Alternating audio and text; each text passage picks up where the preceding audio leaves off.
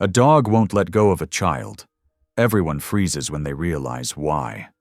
At first, it looks like a nightmare. A snarling animal clamped onto a terrified little girl's sleeve. The crowd screams.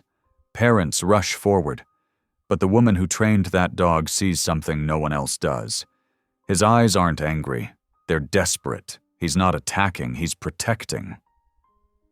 Then someone shouts, "Put that animal down!" And suddenly, what started as a Sunday picnic turns into a battle for truth. Because behind that perfect family smile, something dark is hiding. Poison. Secrets, a lie so twisted it's been protected by power and fear. Now, the woman everyone dismissed has to fight back, with nothing but her instincts, her courage, and the one creature who still trusts her. It's what he's holding her back from. What did this animal sense that no human could? And will anyone believe it before it's too late? I'd love to know. Where are you watching from? Type it down below, and while you're here, subscribe so you'll always catch the next story. The late summer sun painted golden streaks across the church lawn as laughter and the smell of barbecue filled the air. Mara Delaney stood at the edge of the picnic, her weathered county jacket tied around her waist, watching her retired canine partner Gus interact with the children. The big German shepherd moved carefully among the little ones, his graying muzzle and gentle demeanor a far cry from his working days as a search and rescue dog. "He's so sweet with them," a young mother commented, holding a paper plate loaded with potato salad. Mara nodded, feeling a familiar ache in her chest. Gus had been her last living connection to her husband since the construction accident 2 years ago. "He's always had a good heart," she said softly, reaching down to scratch behind his ears as he returned to her side. The peaceful scene shifted when Tamsin Rusk appeared from behind the church's fellowship hall. The 9-year-old moved like a shadow, her red hair tangled and her small frame swimming in a dress that seemed too big. Mara had seen her around town since Deacon Doyle Rusk had adopted her 6 months ago, but they'd never spoken. Something about the girl's watchful eyes made Mara's police instincts prickle. Tamsin walked toward the parking lot where Doyle's black pickup truck gleamed in the sunlight. Gus, who had been lying contentedly at Mara's feet, suddenly went rigid. His amber eyes locked onto the girl, and before Mara could tighten her grip on his leash, he bolted. "Gus, no!" Mara called out, but it was too late. The big dog reached Tamsin in 3 bounds. Instead of jumping or barking, he clamped his jaws firmly but carefully around the sleeve of her dress, pulling her away from the truck. Tamsin didn't scream or struggle. She stood perfectly still, like someone used to freezing in place. The peaceful picnic erupted into chaos. "That dog's attacking her," someone shouted. "Get him! Away from that child!" "Someone call 911!" Mara ran forward, her heart pounding. This wasn't like Gus at all. In all their years together, he'd never shown aggression toward a child. Even in his working days, he'd been known for his gentle nature with victims. "Release!" Mara commanded firmly. Gus ignored her, something he'd never done before. He maintained his grip on Tamsin's sleeve, trying to pull her back towards the church. Doyle Rusk's voice boomed across the lawn as he strode toward them, his expensive suit out of place at the casual picnic. "Get that dangerous animal away from my daughter!" His pale eyes blazed with fury, but something else flickered beneath. Was it fear? Mara knelt beside Tamsin, keeping her voice calm and steady. "It's okay, sweetheart. No one's going to hurt you. Gus is just being protective." She studied the girl's face, noting how Tamsin's eyes darted between her stepfather and the truck. That's when Mara noticed the marks. Thin purple bruises circled Tamsin's wrists, partially hidden by the long sleeves of her dress. The kind of marks that come from restraints. Her trained eye caught other signs, too. The slight tremor in the girl's hands, the way she held herself as if her ribs hurt. "That dog needs to be destroyed," Doyle declared, his voice carrying across the crowd that had gathered. "He's clearly dangerous. I'll call the police myself." Mara rose slowly, positioning herself between Tamsin and Doyle. "Gus is a decorated service dog with a perfect record. He's never shown aggression without cause." A breeze stirred, and something caught Mara's attention. A sickly sweet chemical smell wafting from the direction of Doyle's truck. Her eyes fell on a large cooler locked in the truck bed. The same smell she'd encountered in drug labs during her police days. Gus still hadn't released Tamsin's sleeve. The dog's body language wasn't aggressive, it was protective. He was trying to prevent the girl from reaching that truck. "The dog attacked my daughter," Doyle insisted, his practiced smile not reaching his eyes. "As a church deacon and respected member of this community, I demand immediate action." The crowd murmured, but Mara noticed something interesting. Not everyone was nodding in agreement. Some of the parents were watching Doyle with questioning looks, perhaps remembering other moments that hadn't quite added up. "Gus didn't attack her," Mara said clearly, loud enough for everyone to hear. "Look at Tamsin. She's not scared of him. She's not hurt. He's holding her sleeve, nothing more." She turned to the girl. "Tamsin, are you afraid of Gus?" The girl slowly shook her head, her fingers actually reaching out to touch the dog's fur. "He's nice," she whispered, so quietly only Mara could hear. "This is ridiculous," Doyle snapped, reaching for Tamsin's arm. "Come here, daughter." Gus let out a low growl, not at Tamsin, but at Doyle. The crowd gasped, and Mara saw several people pull out their phones. "Don't touch her," Mara said, her voice taking on the authority of her former police days.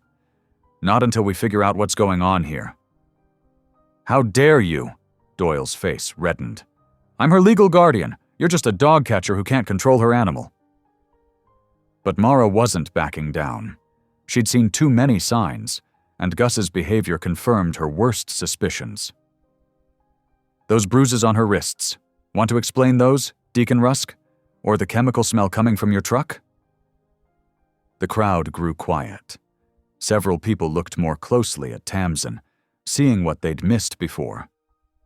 A woman in scrubs, Nurse Clarice Haynes from the pediatric clinic, stepped forward, her face grim. "I've noticed marks on her during checkups," Clarice said firmly. "When I tried to document them, I was told it was just childhood roughhousing." Doyle's charm cracked slightly. "This is slander. I'm a pillar of this community. That dog attacked my child, and I'll have him put down. Then we'll discuss lawsuits." But Tamsin had begun to tremble, pressing closer to Gus. The dog maintained his gentle hold on her sleeve, his eyes never leaving Doyle. Mara pulled out her phone. "I'm calling this in. Not animal control, but the police. We'll let them sort out why a respected deacon has his stepdaughter showing signs of abuse and a chemical lab smell coming from his truck." "You have no right," Doyle snarled, dropping all pretense of civility. He took a step forward, but Gus's growl stopped him cold. The crowd had shifted now, forming a protective circle around Tamsin. Someone had already called 911. Nurse Clarice moved to stand beside Mara, her phone out, documenting the bruises while they were visible. Mara kept her voice steady, though her heart was racing. "Gus was trained to detect drugs and find victims. Today he found both, didn't he, Deacon? He wasn't attacking Tamsin, he was stopping her from getting in that truck. What was going to happen if she had?" Doyle's face went pale. He looked at the crowd, perhaps realizing for the first time that his carefully constructed facade was crumbling. In the distance, sirens wailed. Only then did Gus finally release Tamsin's sleeve, though he stayed pressed against her side. The girl's small hand buried itself in his fur, holding on like he was a lifeline. Mara knelt beside them both, speaking softly to Tamsin. "You're safe now. No one's going to hurt you anymore." She looked up at Gus, her faithful partner who had seen what humans had missed, who had acted when others had looked away. "Good boy," she whispered, her voice thick with emotion. "Good boy." The sirens grew louder as church members maintained their protective circle around Tamsin, Gus, and Mara. The sun continued to shine on the abandoned picnic, where a simple afternoon had transformed into something much more significant, a moment when the truth could no longer be hidden behind respectability and power, all because a good dog had refused to stay silent.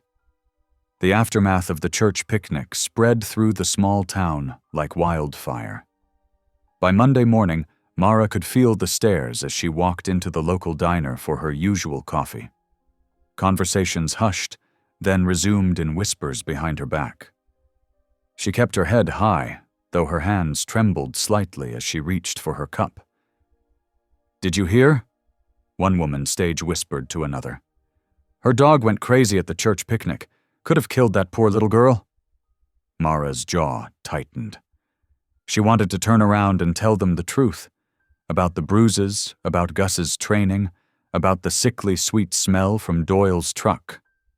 But she knew it would only feed the gossip mill further. The bell above the diner's door chimed, and Doyle Rusk strode in, wearing an expensive suit that seemed out of place in the modest establishment. His eyes locked onto Mara, and his practiced smile didn't reach his cold eyes. "Well, if it isn't our local menace," he announced loudly. "I hope you're proud of yourself, Officer Delaney, disrupting a peaceful church gathering with that dangerous animal of yours." The diner fell silent. Mara felt every eye on her as she turned to face him. "Gus isn't dangerous," she said firmly. "He's a trained K-9 officer who recognized a threat." Doyle's laugh was cruel. "A threat? From a respected deacon taking his daughter home? I've already filed a formal complaint with the county. That dog needs to be put down before he hurts someone." Mara's heart squeezed painfully in her chest, but she kept her voice steady. "You can file whatever complaints you want, Deacon Rusk, but we both know what Gus really found yesterday."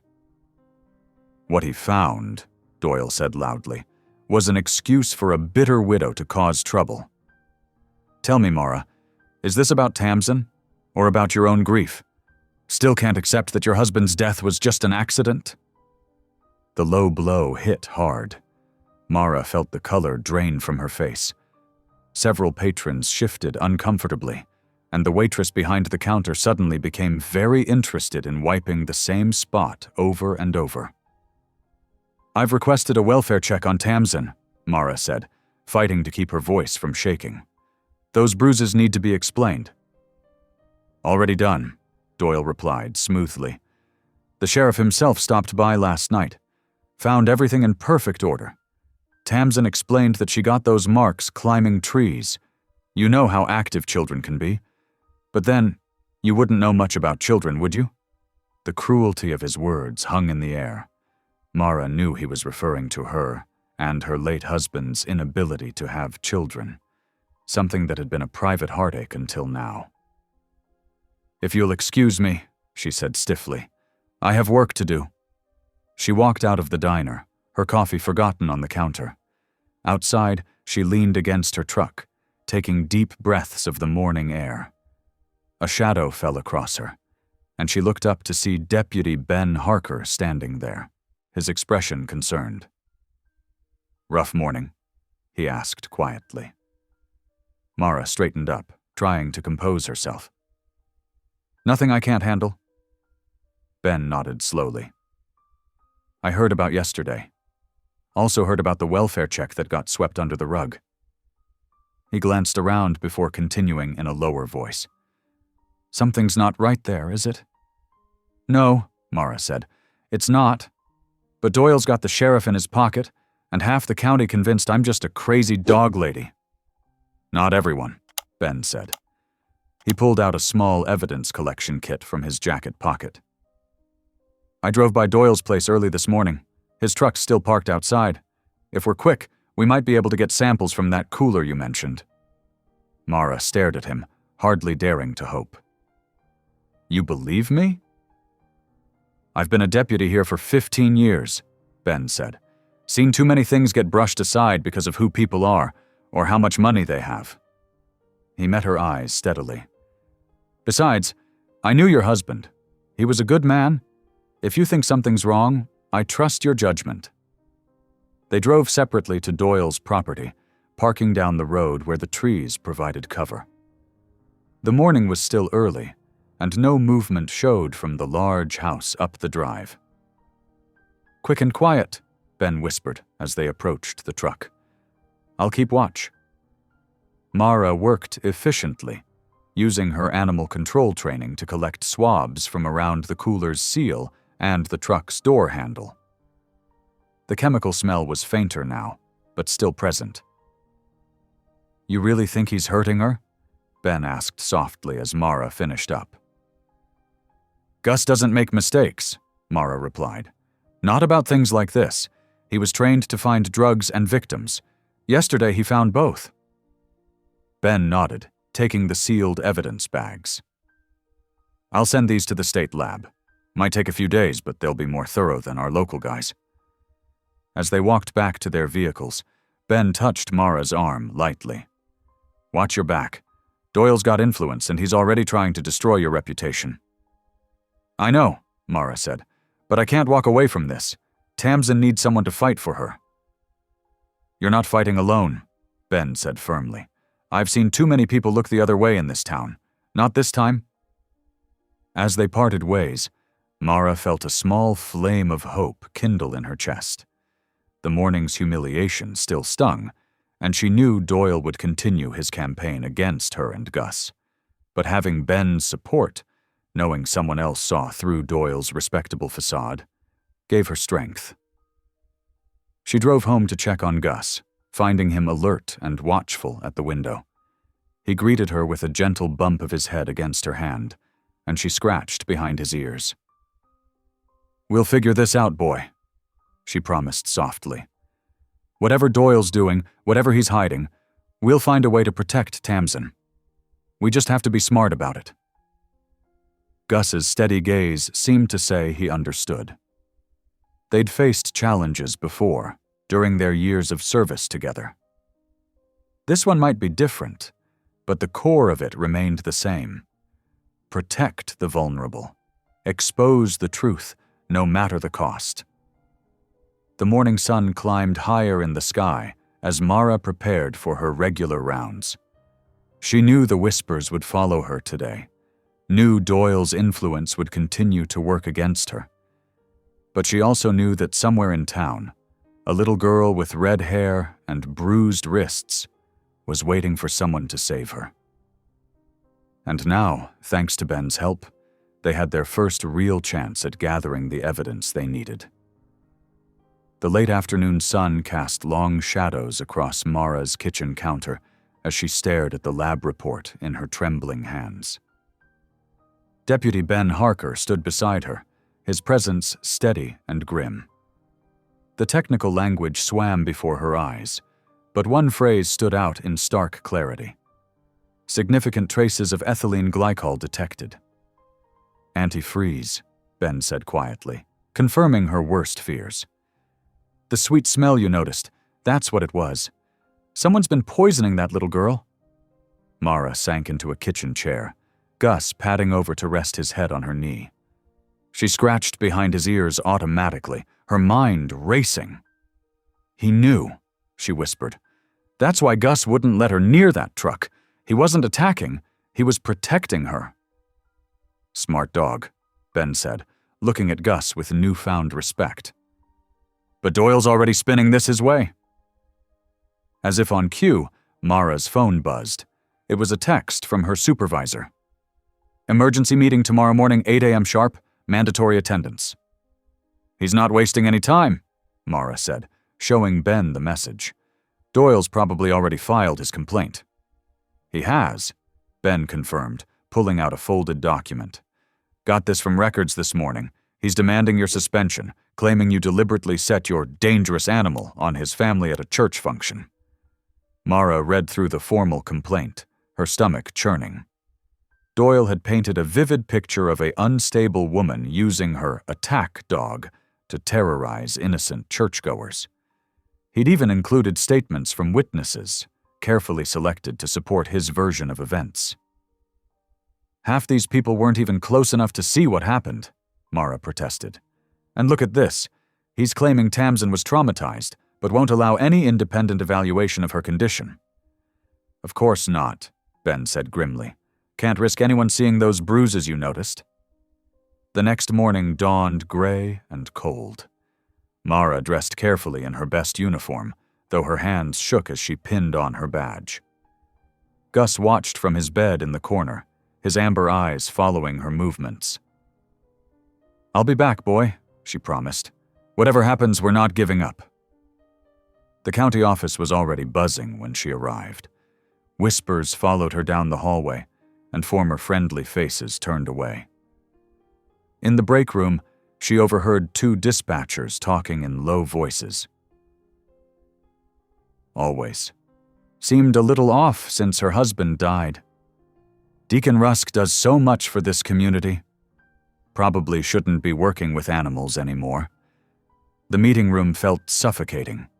Her supervisor, Mike Wheeler, sat at the head of the table, flanked by the county attorney and human resources director. Doyle Rusk himself sat opposite Mara, perfectly pressed and projecting concerned disappointment. "Officer Delaney," Wheeler began, not meeting her eyes, "we're here to address some serious allegations regarding your conduct at Sunday's church picnic." For the next hour, Mara listened as her career was systematically dismantled. Doyle spoke eloquently about his concerns for public safety, his worry for his traumatized stepdaughter, his reluctance to take action against a grieving widow who had clearly lost perspective. When Mara tried to bring up the lab results, the county attorney smoothly interrupted. "That's a separate matter, Officer Delaney. We're here to discuss your actions with an unauthorized K-9 at a public event." "Unauthorized?" Mara's voice cracked. "Gus is my certified companion animal. He's been cleared for public interaction countless times." "He's a retired police dog with a history of aggression," Doyle interjected smoothly, "and you brought him to a church picnic full of children." "Officer Delaney," Wheeler said heavily, "effective immediately, you're suspended pending a full investigation. Please surrender your badge and any county equipment." Mara's fingers fumbled with her badge, the metal suddenly cold and heavy. As she placed it on the table, Doyle caught her eye and smiled slightly, the same practiced, pious smile he wore at church. In the parking lot, Ben was waiting by her truck. "How bad?" "Suspended," Mara said numbly. "They're probably going to require Gus to be evaluated, too. If they declare him dangerous—" "They won't," Ben said firmly. "I've already sent the lab results to state police. They're interested, Mara, especially given the pattern of foster kids cycling through Doyle's home." A spark of hope flickered in Mara's chest, but reality quickly dampened it. "It'll take too long. Tamsin needs help now, and I've just lost my best way of keeping an eye on her." "Then we'll find another way," Ben insisted. "You're not alone in this." But as Mara drove home, the weight of isolation pressed in. She saw the sidelong glances from neighbors, the way other cars gave her a wide berth. At the grocery store, a woman hurriedly pulled her child to the other side of the aisle. The town was choosing sides, and Doyle's carefully crafted reputation was winning. At home, Gus greeted her with his usual quiet devotion. Mara hugged him tightly, burying her face in his fur. "You did the right thing," she whispered. "You saw what everyone else missed. Now we just have to prove it."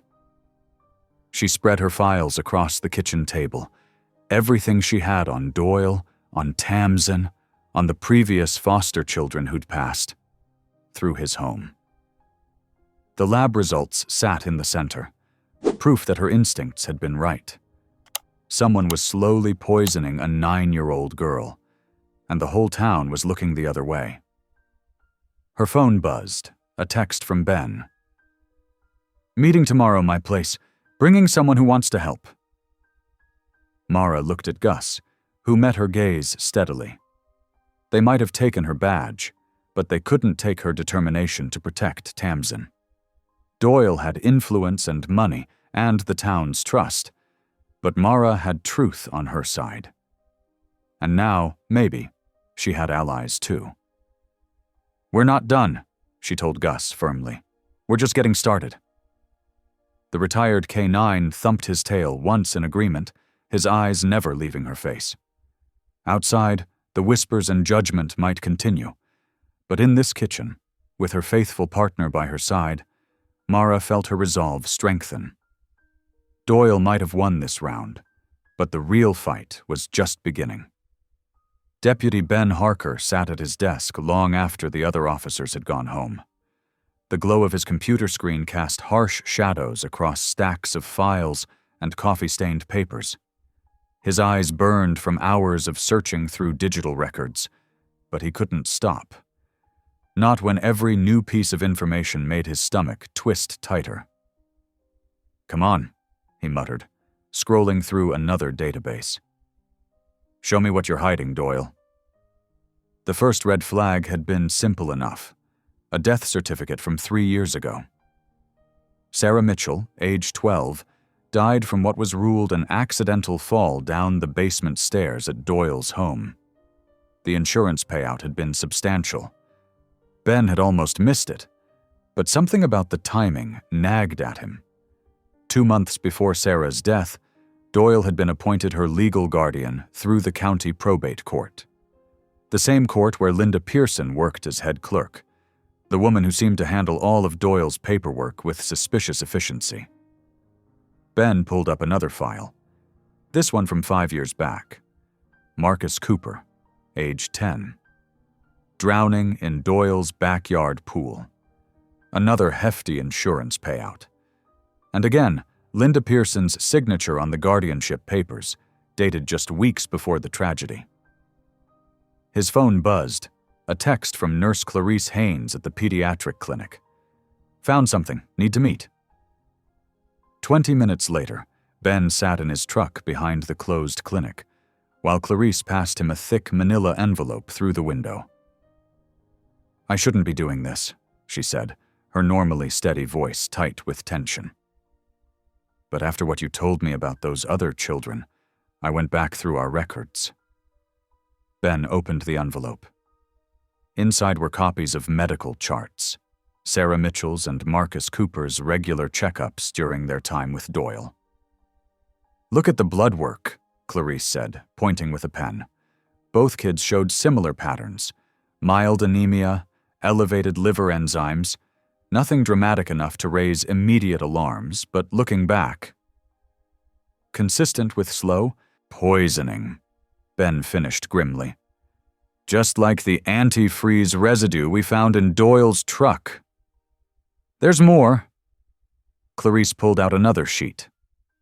"I tracked down records from their previous foster homes. Both kids were perfectly healthy before being placed with Doyle. And here's the kicker. He always requested they be assigned to Dr. Matthews for their checkups. Let me guess. Dr. Matthews is part of his church?" "Board member," Clarice confirmed. "Never filed a single concern report, despite clear warning signs."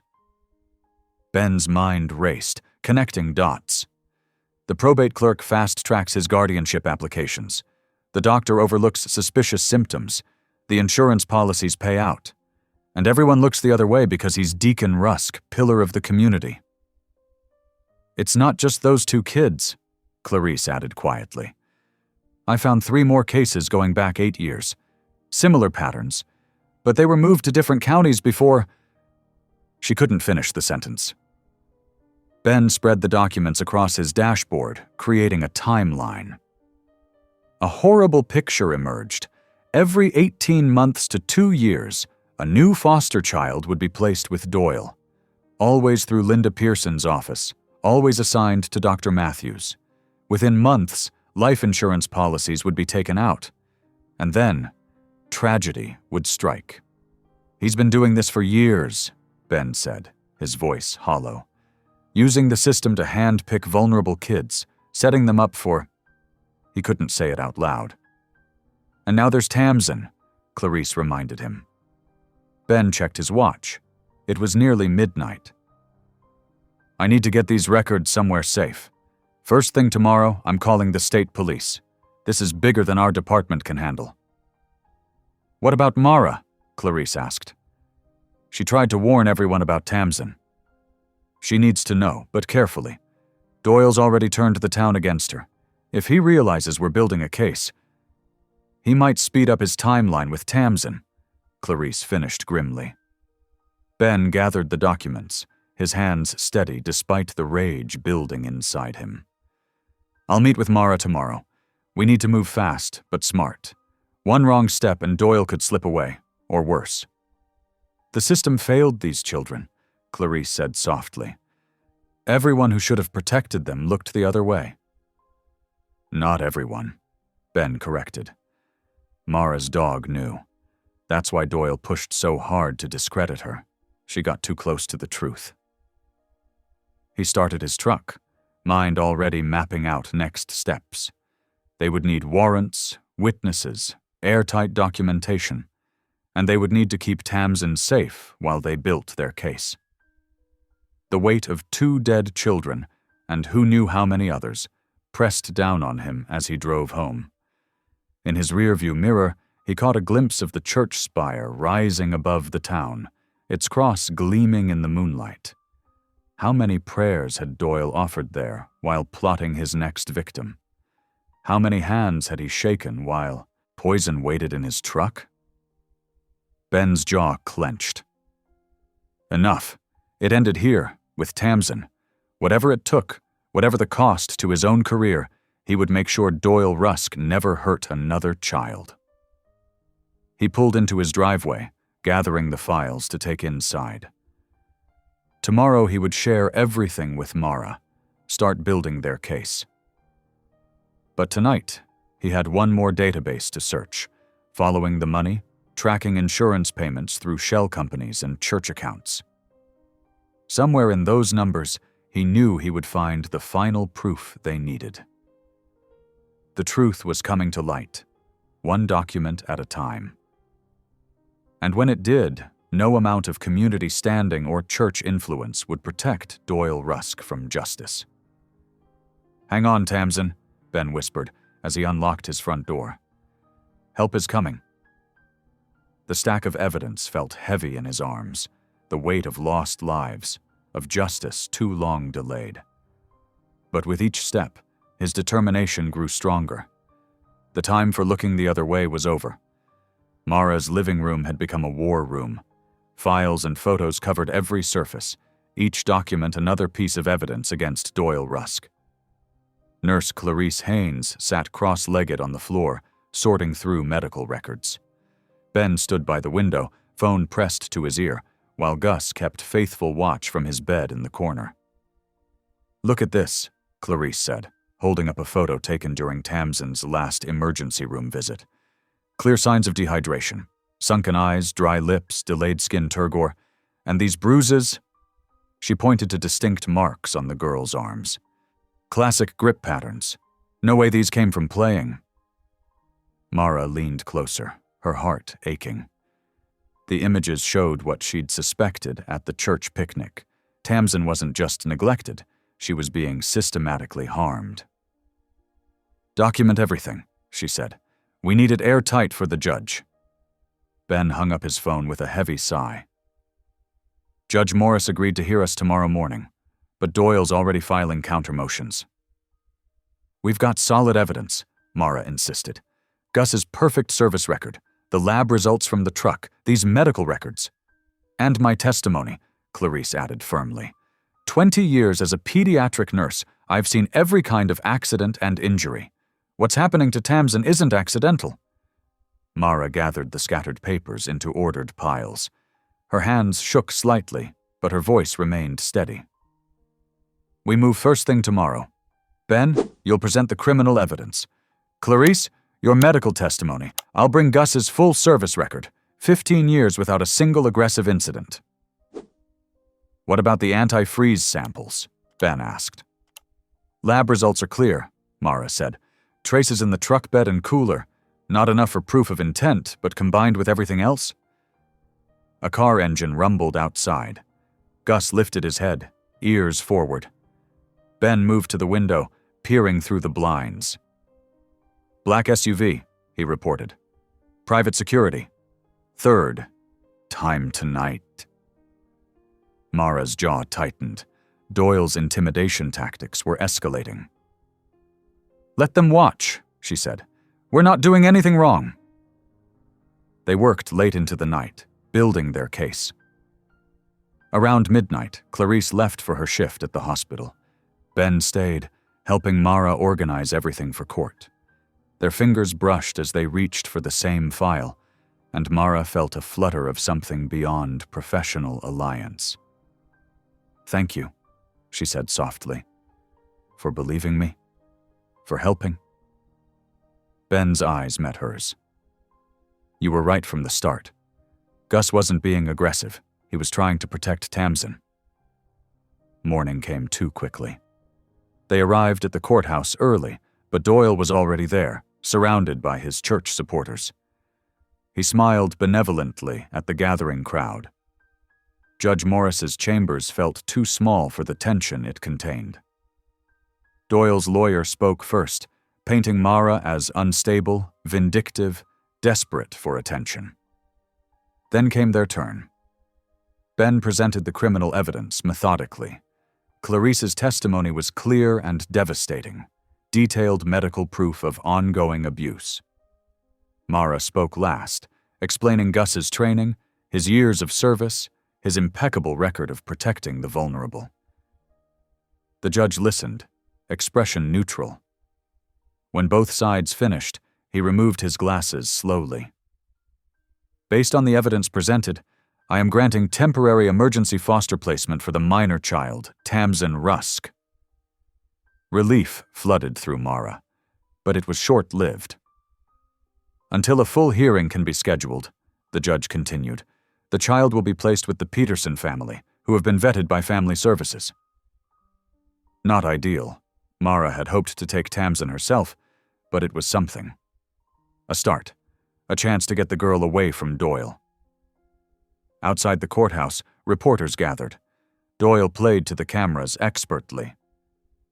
This is a sad day, he announced, voice thick with manufactured emotion, when a troubled woman, clearly still grieving her late husband, can use her position to attack a church family, when a dangerous animal can be excused for threatening a child, when corruption reaches into our very courts. The crowd murmured sympathetically. Mara felt their hostile stares as she walked to her truck. Gus pressed close to her leg, protective as always. That afternoon, the retaliation began. Anonymous calls flooded the animal control office, reporting Mara for various violations. Her supervisor placed her on administrative leave, pending investigation. The local paper ran a front-page story about her vendetta against a respected church leader. Driving home that evening, she noticed 2 more security vehicles following her. They made no attempt to be subtle. Her phone buzzed. A text from Ben. Stay strong. Truth is on our side. She wanted to believe that. But as she watched another black SUV cruise past her house, Mara realized just how far Doyle's influence reached. The judge, though granting temporary removal, had chosen foster parents from Doyle's own church. The police chief had warned Ben to tread carefully. Even the local media had taken Doyle's side without question. Gus whined softly, resting his graying muzzle on her knee. Mara scratched behind his ears, drawing comfort from his solid presence. What do we do now, old friend? The answer came in another text from Ben. Meeting tonight. Clarice found something big. Be careful coming over. Mara checked her windows and doors, then slipped out the back way, taking a circuitous route to Ben's house. The real fight was just beginning, and Doyle had shown his reach. But they had something he didn't: the truth. And no matter how much power he wielded, no matter how many allies he corrupted, the truth would eventually come to light. For Tamsin's sake, it had to. Mara sat cross-legged on her living room floor, surrounded by stacks of old training logs from Gus's service days. The German Shepherd dozed nearby, his chest rising and falling steadily. Outside, rain tapped against the windows, creating a gentle rhythm in the quiet house. "There has to be something here," she muttered, flipping through another weathered notebook. Her eyes burned from hours of reading, but she couldn't stop. These logs held years of detailed records, every scent Gus had tracked, every trace he'd identified. She reached for her coffee, now cold, and took a sip. The familiar smell of the cedar-based cleaner she used on her hardwood floors drifted up from where she'd mopped earlier. Something about that scent tugged at her memory. Gus suddenly lifted his head, nostrils flaring. He'd always reacted strongly to that cleaner. She'd assumed it was just the strong cedar, but now. Her hands trembled as she pulled out the log from 3 years ago, the months leading up to her husband's death. There it was, repeated entries where Gus had alerted to a specific combination: industrial oil and cedar-based cleaner. The coffee mug slipped from her fingers, spilling across the floor. The crash startled Gus to his feet, but Mara barely noticed. Her mind raced back to that night, the phone call that changed everything. A construction accident, they'd said. Her husband, Tom, a county building inspector, had fallen at one of Doyle's storage unit construction sites. She remembered visiting the scene days later, Gus straining at his leash, agitated by something he smelled. The same combination: oil and cedar.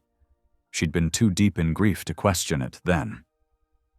Her phone was in her hand before she consciously reached for it.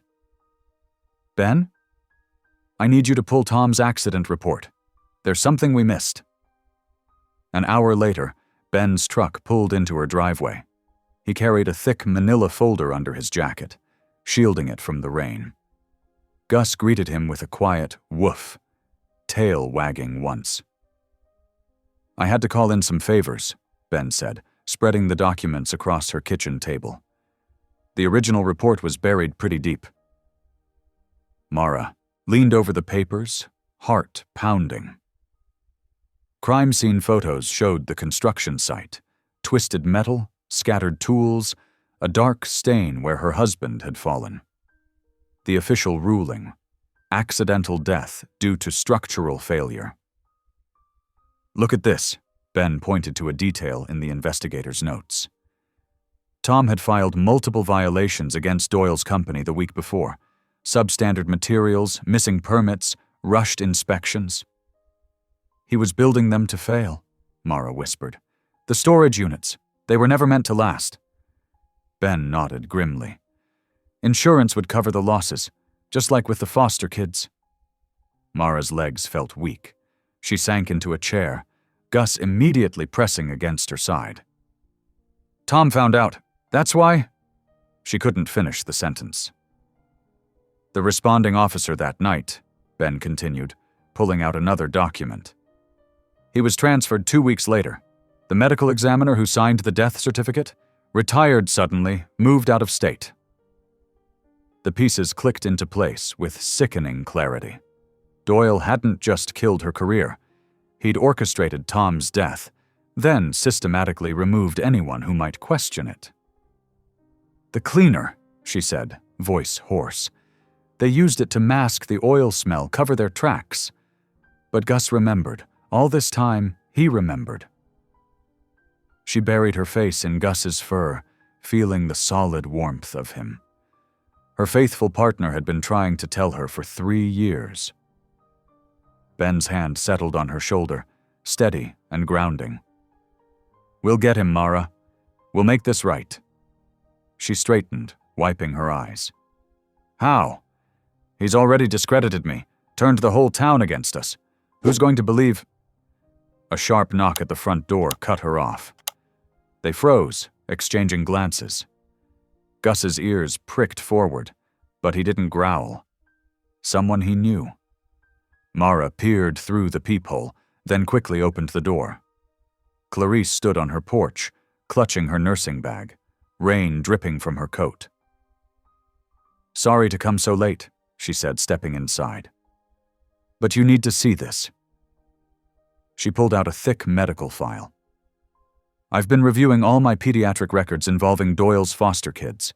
The pattern goes back further than we thought." They cleared space on the table, adding Clarice's documents to their growing evidence. 5 more children over the past decade. All showed signs of systematic neglect before their deaths. All had been declared accidents. The same medical examiner signed off on 3 of these, Ben noted, before Tom's case. Clarice nodded. "I tried reporting my concerns back then. The complaints disappeared, and I was nearly fired for violating confidentiality." Mara stared at the faces in the medical files. So young, so vulnerable. Just like Tamsin would have been if Gus hadn't intervened. "Tom was getting close," she said. "These building violations, the foster kid deaths, he was connecting it all. That's why Doyle had to act fast." "Which means there's proof, somewhere," Ben said. "Tom would have kept records." Mara's breath caught. "His office. I packed everything up after I couldn't bear to go through it. It's all still in storage." She looked at Gus, her loyal partner who had carried this truth for so long. He met her gaze steadily, tail thumping once against the floor. "We need to move carefully," Ben warned, "if Doyle realizes we're onto this connection." "He'll do whatever it takes to stop us," Clarice finished. "Just like before." Mara stood, determination replacing the shock and grief. "Then we'd better make sure we get it right this time. For Tom. For all of them." They worked through the night, cross-referencing dates, building a timeline of Doyle's crimes. The rain continued outside, but Mara barely noticed. Every document they examined, every connection they uncovered, felt like a step closer to justice. As dawn approached, Gus padded to the window, watching the street. Another black SUV cruised past, a reminder that they weren't the only ones working in the shadows. But this time, Mara wasn't alone. She had Ben's quiet strength, Clarice's fierce dedication, and Gus's unwavering loyalty. Most importantly, she had the truth, a truth that had waited 3 long years to be heard. Tom's death wasn't just another piece of Doyle's criminal empire. It was the key that could bring it all crashing down. The thought should have terrified her, but instead, Mara felt a strange sense of peace. Finally, everything made sense. Finally, she could fight back. She reached down to scratch Gus behind the ears. "Good boy," she whispered.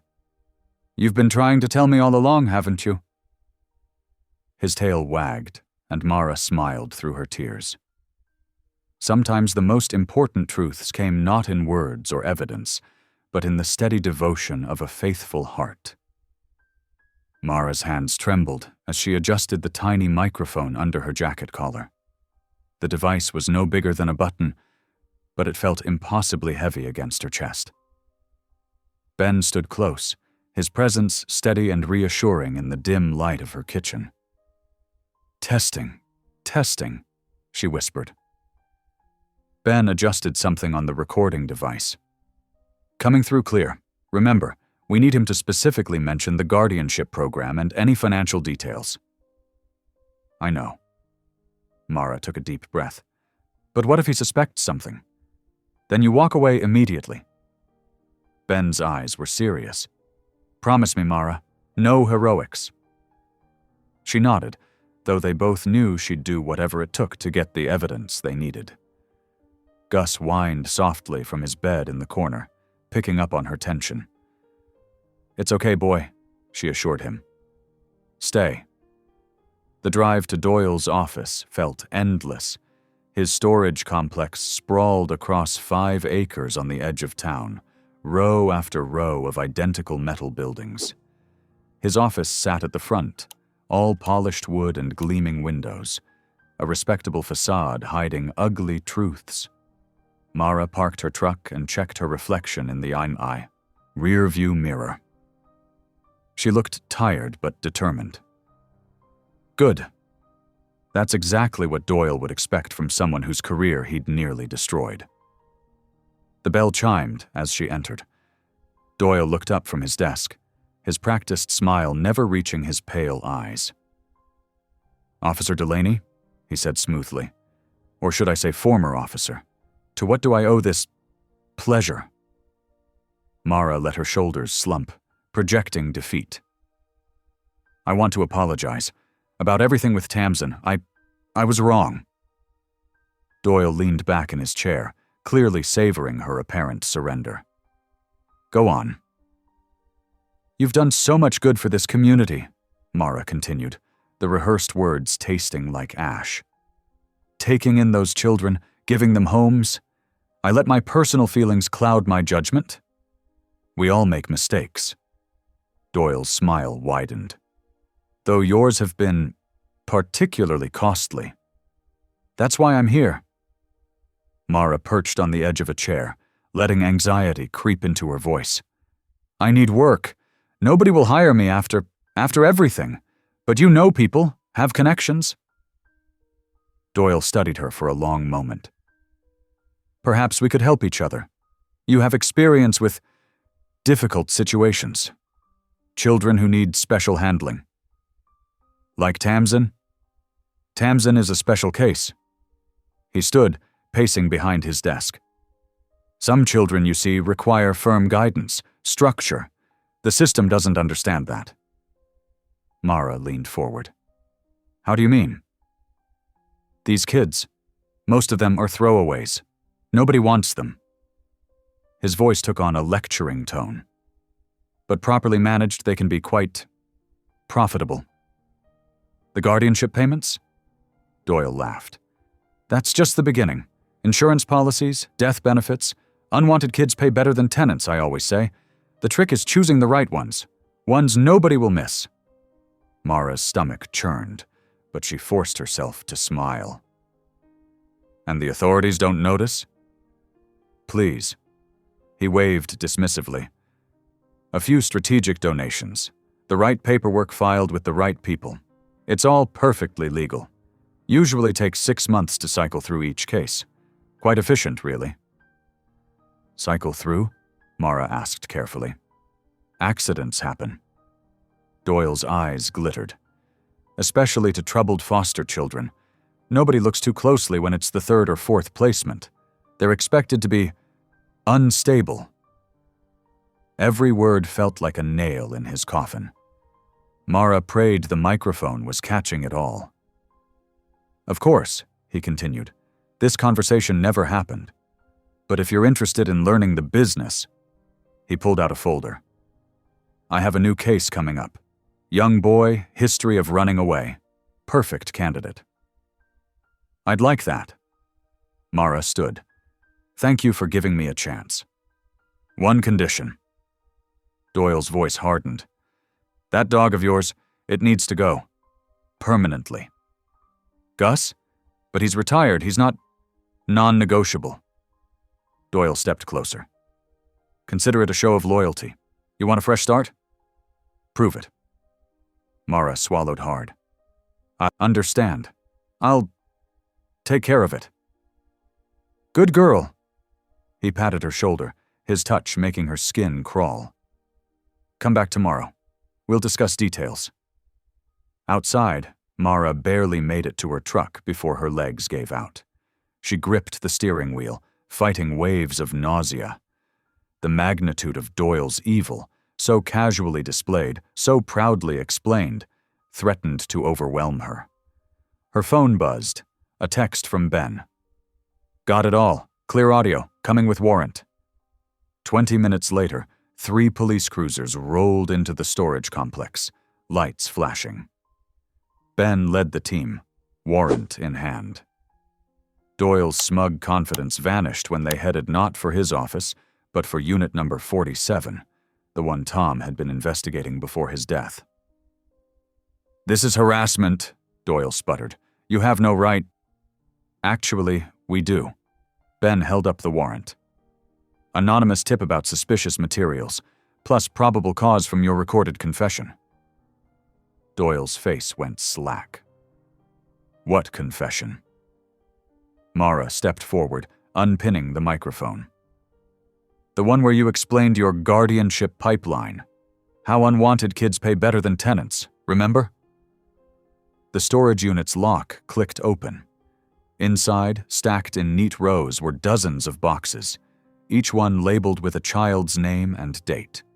Each one containing meticulously falsified documents, guardianship forms, insurance policies, death certificates. "It's all here," Ben called out, rifling through files. "Every case, every payment, the whole operation." Doyle lunged for the boxes, but two deputies caught his arms. His careful mask finally cracked, revealing the monster beneath. "You stupid woman," he spat at Mara. "You have no idea what you've done, who you're dealing with. I own this county." "Not anymore." Ben snapped handcuffs around Doyle's wrists. "Doyle Rusk, you're under arrest for fraud, child endangerment, and conspiracy to commit murder." More police cars arrived. News vans followed. Mara watched as box after box of evidence was catalogued and removed. Each file represented a child Doyle had exploited, had murdered for profit. The scale of his crimes was staggering. Ben appeared at her side. "You did good. Though that bit about agreeing to hurt Gus, that wasn't in the plan." "Had to sell it," Mara shrugged. "Besides, I knew it would make him overconfident. Men like Doyle can't resist gloating when they think they've won." They watched Doyle being led to a patrol car, still ranting about his connections, his influence. But his power was already crumbling. The evidence was too clear, too damning. "Tom would be proud," Ben said softly. Mara nodded, tears pricking her eyes. He saw through Doyle's act, tried to stop him. And now? Now we finish what he started. Ben squeezed her shoulder. "This is just the beginning. Once people hear the recording, see these files, others will come forward. His whole network will fall apart." Mara thought of Tamsin, safely away from Doyle's reach. Of all the children they might save now that his operation was exposed. It didn't erase the past, couldn't bring back those already lost. But it was justice. Finally, justice. A familiar bark drew her attention. Gus stood in the back of her truck, tail wagging as he watched the scene unfold. Such a good boy, who had tried to warn her from the start, who had protected Tamsin when no one else could. "Come on," she said to Ben. "Let's get this evidence logged. We've got a lot of work ahead." As they drove away, Mara caught a last glimpse of Doyle in the patrol car's back seat. His mask was completely gone now, leaving only the trapped, snarling predator he'd always been. But his power was broken, his secrets exposed to the light. Sometimes, she reflected, the most dangerous monsters wore the friendliest smiles. But they couldn't hide forever, not from justice, not from truth, and certainly not from a faithful dog who could smell evil a mile away. The night sky glowed an angry orange above the storage complex. Mara's tires squealed as she pulled up to the scene, her heart pounding against her ribs. 3 fire trucks were already there, their sirens wailing into the darkness as firefighters battled the inferno that had engulfed the evidence warehouse. "No, no, no," she whispered, stumbling out of her truck. Gus whined from the back seat, pressing his nose against the window. Ben emerged from the smoke, his face streaked with soot. "Someone cut the security cameras and alarm system. Professional job." His voice was raw. By the time anyone noticed, it was too late. Mara watched helplessly as flames devoured years of carefully gathered evidence. All those files, all those children's stories, reduced to ash. The heat pressed against her face like an accusation. "The backup files?" she asked, already knowing the answer. Ben shook his head. "Server room was hit first. Everything's gone." The fire raged for hours. By dawn, only a blackened skeleton remained of the warehouse. The air reeked of smoke and defeat. Forensics teams picked through the ruins, but their faces said it all. There would be nothing left to salvage. Doyle's lawyer arrived as the sun rose, immaculate in his expensive suit. "My client would like to express his deepest sympathies for this unfortunate accident," he announced to the gathered news crews. "And given that the alleged evidence has been destroyed, we'll be filing for immediate dismissal of all charges." Mara wanted to scream. Instead, she gripped Gus's leash tighter and turned away. They couldn't prove it was arson. They couldn't prove anything anymore. But worse was yet to come. The next morning, her phone exploded with calls. A video was circulating online, security footage showing Gus apparently attacking a jogger unprovoked. The victim had filed a formal complaint, complete with medical records showing bite wounds. "It's fake," Mara insisted to the Animal Control Board. "Gus was with me when this supposedly happened. He's never—" "The footage is time-stamped," the board chairman interrupted, "and the injuries are quite real. Given his previous incident with the Rusk girl, we have no choice but to classify him as dangerous." "Previous incident? He was protecting Tamsin. We proved that." "The proof burned, Officer Delaney. All we have now are documented attacks." The vote was unanimous. Gus was to be euthanized within 48 hours. Mara fled the meeting room, bile rising in her throat. In the hallway, she nearly collided with Nurse Clarice. "Tamsin's gone," Clarice blurted, grabbing Mara's arms. "Her foster family went to wake her this morning. The bedroom was empty. Window open." The world tilted sideways. Mara steadied herself against the wall. "When?" "Sometime after midnight. Police are treating it as a runaway, but—" Clarice's eyes were wide with fear. "Her medications were still there, all her clothes. No child runs away in pajamas without shoes." Mara's phone buzzed. A text from an unknown number. A photo appeared. Tamsin, unconscious in what looked like a car trunk, her small face pale in the flash. A second message followed. "Shame about your dog.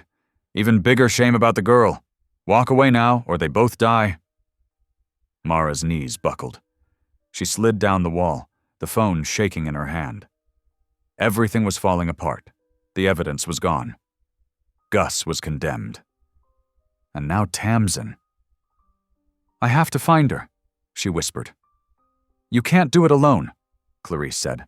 "They're watching you, following you." "I don't care." Mara pushed herself up. "I promised to protect her. I failed Tom. I won't fail her too." She had 48 hours before they took Gus. 48 hours to find Tamsin, to expose Doyle's lies, to save them both. But how? The evidence was destroyed. The town had turned against her, and somewhere out there, a little girl was running out of time. Clarice squeezed her hand. "What do you need?" "A miracle." Mara took a shuddering breath. "And a really good plan." She headed for her truck, mind racing. Gus lifted his head as she approached, his amber eyes full of trust. He didn't know he'd been sentenced to death. Didn't know his time was running out. "I won't let them hurt you," she promised him. "Either of you." But as she drove home, shadowed by an unmarked car she recognized as belonging to Doyle's security team, the weight of her promise felt crushing. How could she fight an enemy who seemed to hold all the cards? The photo of Tamsin haunted her. That small, vulnerable face. Those bruised wrists. Somewhere in this county, a child needed her. And time was running out. At home, she paced her kitchen, trying to think, The evidence was gone. Gus was condemned. Tamsin was missing. And Doyle was probably celebrating his victory right now. Her phone buzzed again. Another message, another photo. This time of Gus, taken through her kitchen window. Right now. A warning. A threat. They were watching. Always watching. Mara closed her curtains with trembling hands. She had to find a way, had to save them both. But how do you fight an enemy who can burn away truth and manufacture lies? How do you protect the innocent when the whole system is rigged against you? Gus pressed against her leg, offering comfort he didn't know he needed. 47 hours left. The clock was ticking. And somewhere in the darkness, a little girl was waiting to be found. Thunder crackled overhead as Mara pulled up to the animal shelter, her windshield wipers fighting a losing battle against the downpour. The clock on her dashboard read 11:45. 15 minutes until they were scheduled to euthanize Gus. Her hands trembled as she killed the engine. Through sheets of rain, she could make out the shelter's darkened windows. The power had gone out across half the county, a blessing in disguise. The backup generator would be running, but security cameras would be down. A tap on her window made her jump. Ben stood there, rain plastering his civilian clothes to his frame. No uniform tonight. They'd suspended him that morning for interfering in county affairs, for choosing to stand with her. "Security guards doing hourly rounds," he said as she opened her door. "We've got 8 minutes until he circles back." Mara nodded, pulling her rain jacket tighter. "Did you get what I asked for?" Ben produced a ring of master keys he'd borrowed before turning in his badge. "You sure about this? Once we do this, there's no going back. They're going to kill him for something he didn't do." Mara's voice cracked. "And somewhere out there, Tamsin's waiting for us. Gus is our only chance of finding her." The wind howled between buildings as they crept toward the shelter's side entrance. Ben's hands were steady as he worked through the keys, but Mara's heart thundered louder than the storm. Breaking in, stealing evidence. They were crossing lines she'd sworn never to cross, but they'd left her no choice. The lock clicked. They slipped inside, water pooling at their feet. Emergency lights cast sickly shadows through the corridors. The shelter was empty, evacuated ahead of the storm. Only the death ward remained staffed. They found Gus in the last kennel, head resting on his paws. His tail thumped weakly when he saw them. He knew. Somehow he knew what they'd come to do. "Hey, buddy," Mara whispered, fumbling with the kennel lock. "Time to go to work." As if understanding the urgency, Gus stayed silent as they led him out. But at the exit, voices echoed from the front office. The night staff returning early. "Back door," Ben hissed, steering them toward the loading bay. They burst into the rain-lashed night. Gus pressed between them. The security guard's flashlight beam swept the parking lot as they ducked behind a dumpster. "Now what?" Ben asked over the storm's roar. Mara pulled out the scrap of cloth she'd saved from her husband's accident scene, still carrying traces of that distinctive cedar oil cleaner. "Now we trust Gus. He's never forgotten a cent." She held the cloth to Gus's nose. His posture changed instantly. Alert, focused. After all these years, he remembered. They piled into Mara's truck, Gus in the back seat, nose already working. The roads were treacherous, flash flood warnings blaring on the radio. But as they drove, Gus's whines grew more insistent. He pressed against the window, directing them east, toward the quarries. "The old limestone pits," Ben realized. "Doyle owns land out there." Mara gripped the steering wheel tighter. The quarries were a maze of abandoned mines and unstable cliffs. Perfect for hiding things, or people, you never wanted found. Lightning split the sky as they turned onto a dirt access road, now more mud than earth. The truck fishtailed, but Mara fought for control. Gus's whines turned to sharp barks. Close. They were close. Through the storm blur, high-beam headlights caught a familiar black SUV parked near a cliff edge. Doyle's vehicle. There! Ben pointed to movement on the ridge. 2 figures in the rain, one large, one small. Mara's blood ran cold. Doyle stood at the precipice, one hand gripping Tamsin's arm. The girl's red hair was plastered to her face, her pajamas soaked through. Even from this distance, Mara could see her trembling. "Stay in the truck," Ben ordered, drawing his personal weapon. "Call for backup." "No time." Mara was already moving, Gus at her heels. The ridge path was slick with mud, threatening to crumble under every step. Doyle saw them coming, his face twisted into something inhuman. "Should have walked away," he shouted over the storm. "Should have let it go." "Let her go, Doyle." Ben's voice carried authority even without the badge. "It's over." "Nothing's over." Doyle yanked Tamsin closer to the edge. Loose rocks skittered into the darkness below. "You think you can stop me? I own this county. These hills are full of secrets, so what's one more?" The ledge under his feet shifted. Tamsin screamed as the ground began to give way. Mara's world narrowed to a single point of focus. The girl. The precipice. The madman who'd killed her husband, who'd hurt so many children, who'd nearly destroyed everything she loved. Time seemed to slow. Rain fell like bullets. Thunder shook the earth. And in that crystallized moment, Mara saw the truth. Some storms you run from, and some you run toward. She charged. Lightning illuminated the quarry in harsh flashes, turning the rain-slicked rocks into mirrors of white light. Mara's feet struggled to find purchase on the muddy ground as she raced forward, her heart pounding in rhythm with the thunder overhead. Doyle's face contorted with rage as he yanked Tamsin closer to the edge. The little girl's terrified eyes met Mara's across the distance, a silent plea that cut straight to her soul. "It ends tonight," Doyle shouted, his voice competing with the howling wind. "All these years of interfering, of questioning my work, you'll watch her die just like your husband." The confession hit Mara like a physical blow. Behind her, she heard Ben's sharp intake of breath. They had him now, if only they could save Tamsin first. "You're right, Doyle," Mara called out, trying to keep her voice steady. "It does end tonight." She took another careful step forward, mud sucking at her boots. "But not with another child's death. You've taken enough lives." Doyle's laugh was hollow, almost lost in a crash of thunder. "Lives? They were investments. Numbers on paper. The system throws away children every day. I just found a way to profit from it."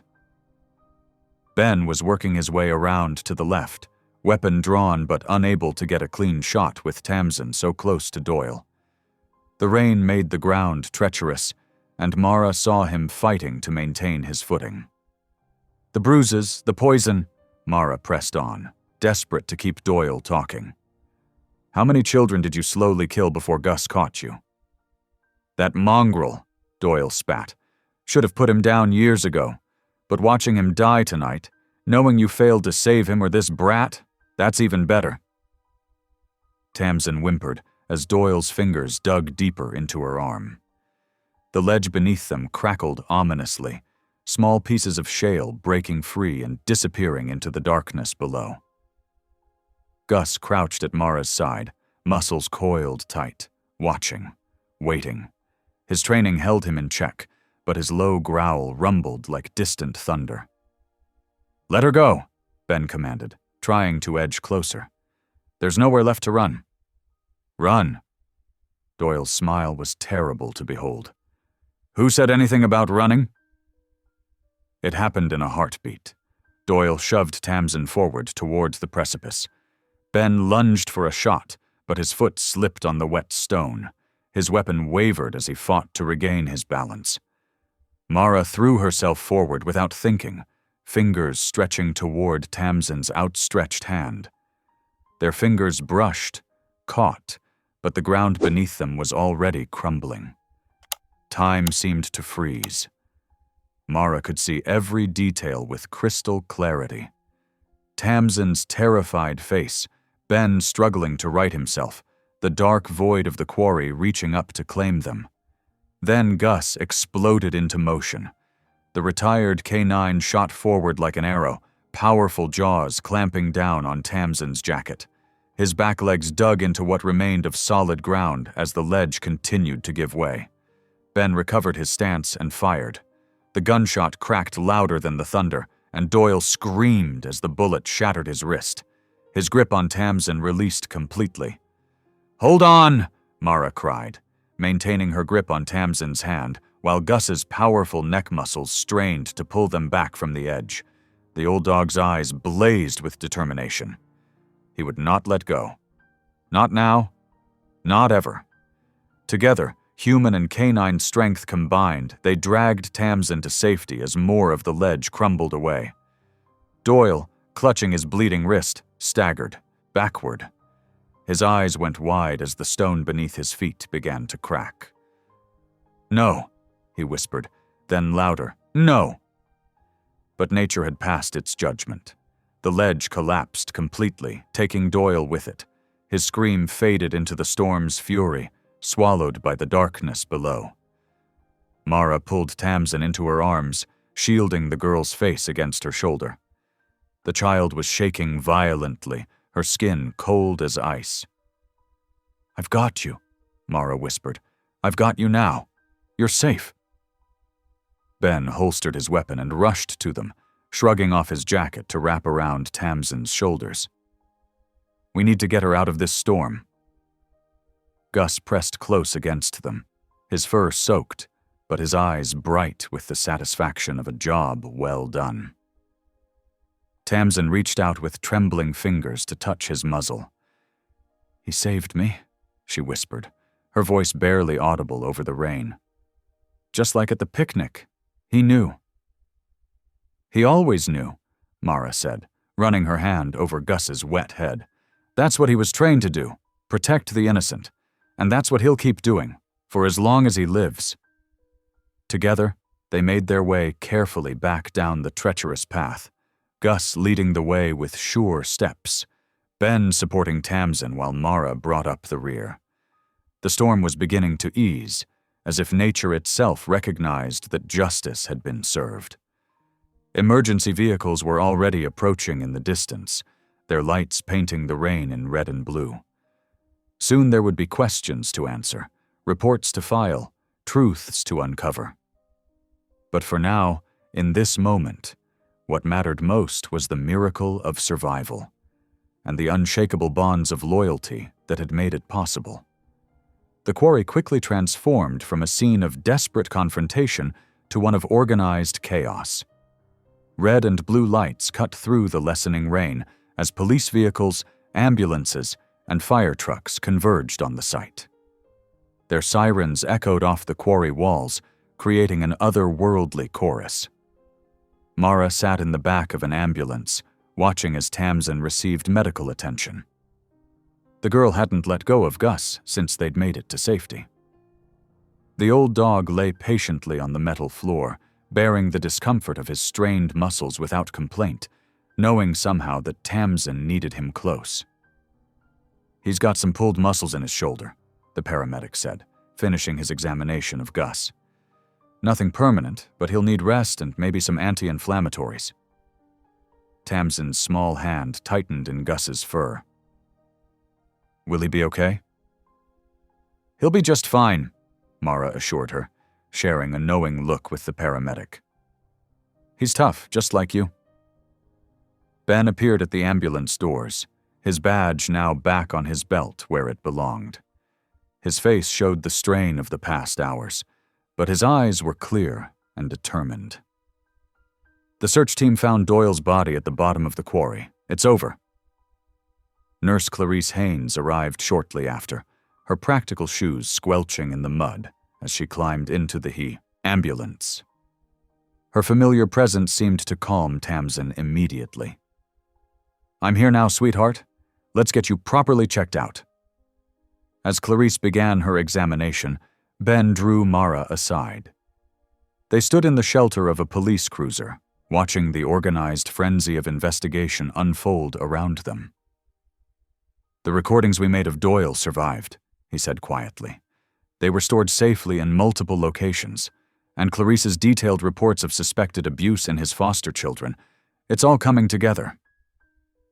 Mara leaned against the car, exhaustion finally catching up with her. "The probate clerk?"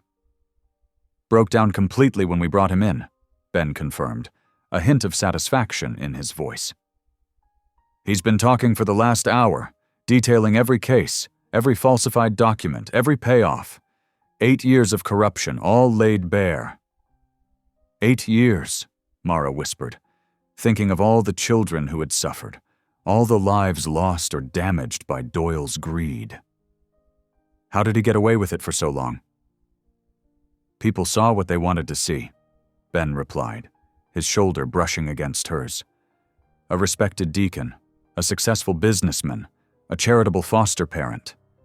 But Gus saw the truth. And so did you." The mention of her faithful partner made Mara look back toward the ambulance. Gus was still there, steady as always, while Clarice documented Tamsin's injuries with gentle efficiency. "I almost lost him," Mara said, her voice catching.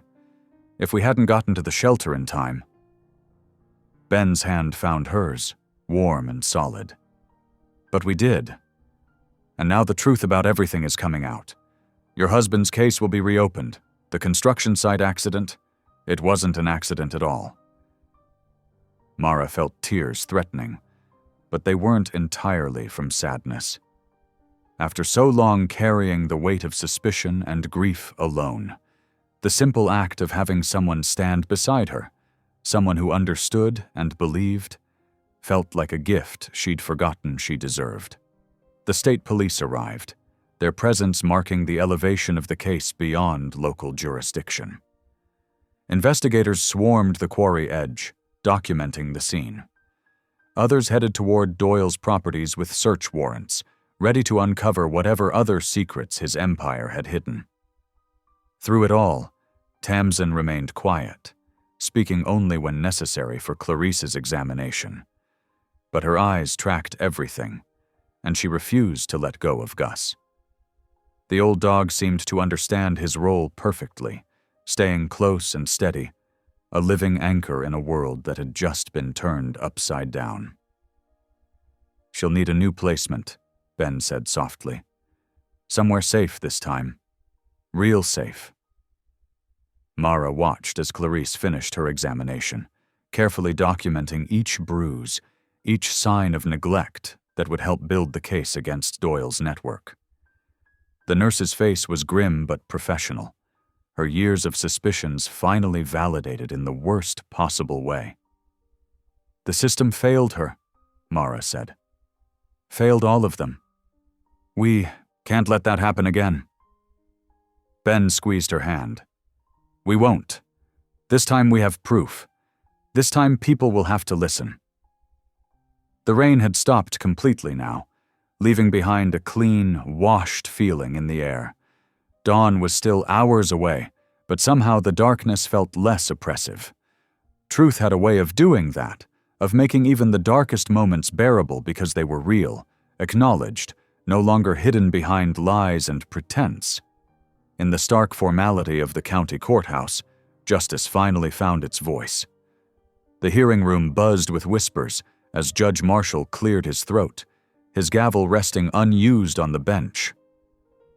"In light of new evidence, this court formally acknowledges the wrongful death of Officer James Delaney and recognizes Doyle Rusk's direct involvement in what was falsely reported as a construction accident."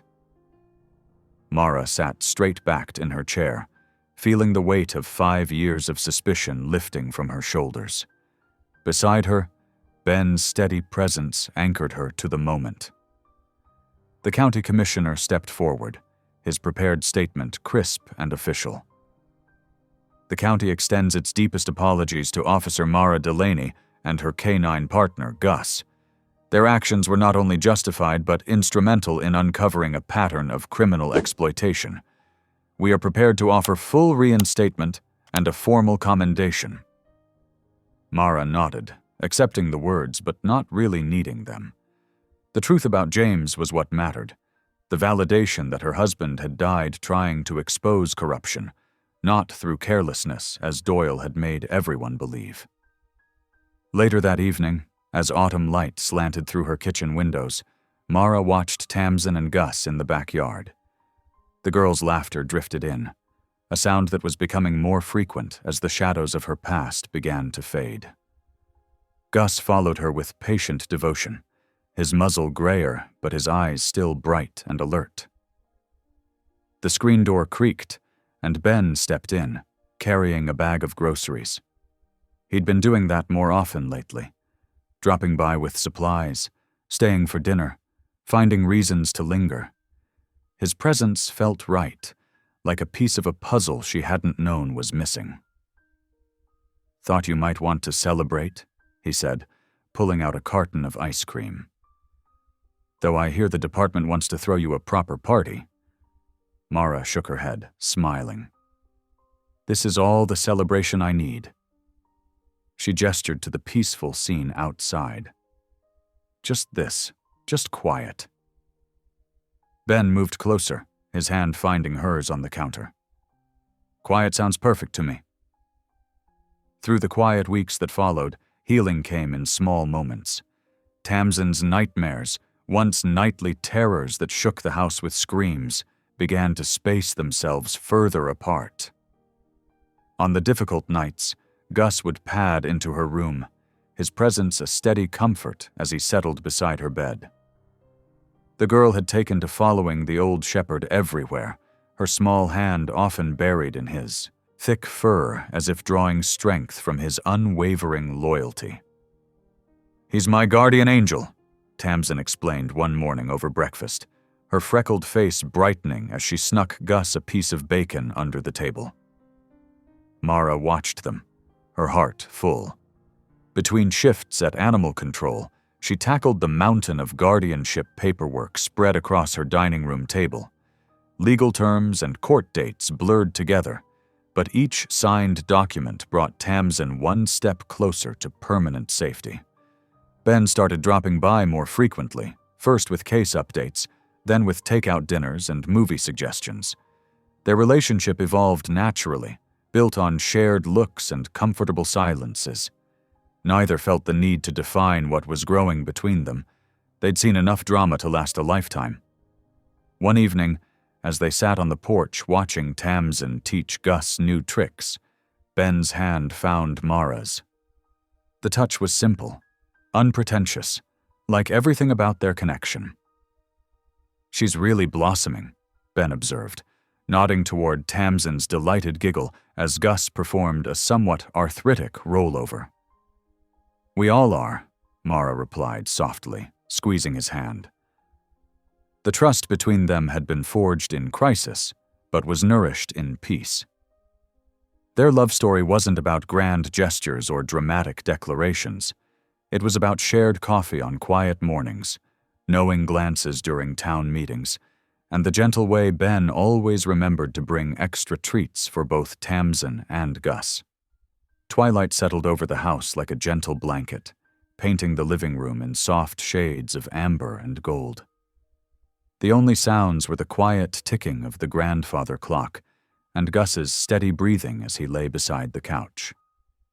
Tamsin had fallen asleep there after their evening game of cards, her small hand still tangled in the old shepherd's silver-streaked fur. Mara leaned against the doorframe, taking in the peaceful scene before her. The girl's face, once pinched with worry, now held the serene expression of someone truly at rest. The shadows under her eyes had faded, replaced by the healthy glow of a child who felt safe and loved. Her red hair spilled across the cushion like autumn leaves, no longer tangled but neatly brushed after their evening routine. Gus lifted his head slightly, acknowledging Mara's presence with a gentle thump of his tail against the carpet. His amber eyes, though clouded with age, still held the same unwavering loyalty that had saved them all. He hadn't left Tamsin's side since they'd brought her home, as if he understood that his mission wasn't quite complete until she was fully healed. "Thank you," Mara whispered, her voice thick with emotion. She wasn't just speaking to Gus, but to whatever force had guided them through the darkness. Her faith, tested but unbroken, had carried her when evidence and allies seemed scarce. Now, looking at the sleeping child and her faithful guardian, she felt a deep sense of rightness settle in her chest. The room held treasures that spoke of their growing family. Tamsin's art projects decorated the walls, bright splashes of hope among the old photographs.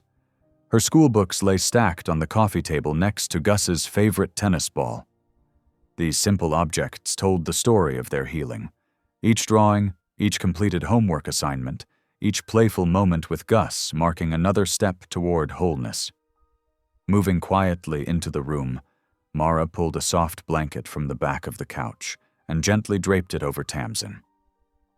The girl stirred slightly but didn't wake, secure in the knowledge that she was protected. Gus shifted closer, pressing his warm bulk against the couch as if to emphasize his ongoing vigil. Mara sank into the armchair nearby, watching the rise and fall of both her charges' breathing. The storm that had brought them together had passed, leaving behind not wreckage, but something beautiful. A family built on understanding and unconditional love. Justice had been served. Truth had prevailed. But more importantly, trust had been restored. In the peaceful quiet of their home, Mara offered a silent prayer of gratitude.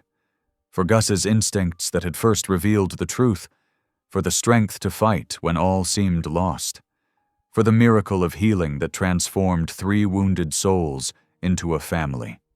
The evening light painted everything in warm gold, a reminder that even the darkest nights gave way to dawn.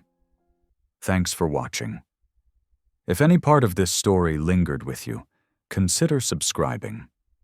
I'll be here again tomorrow, sharing another tale that speaks to the soul.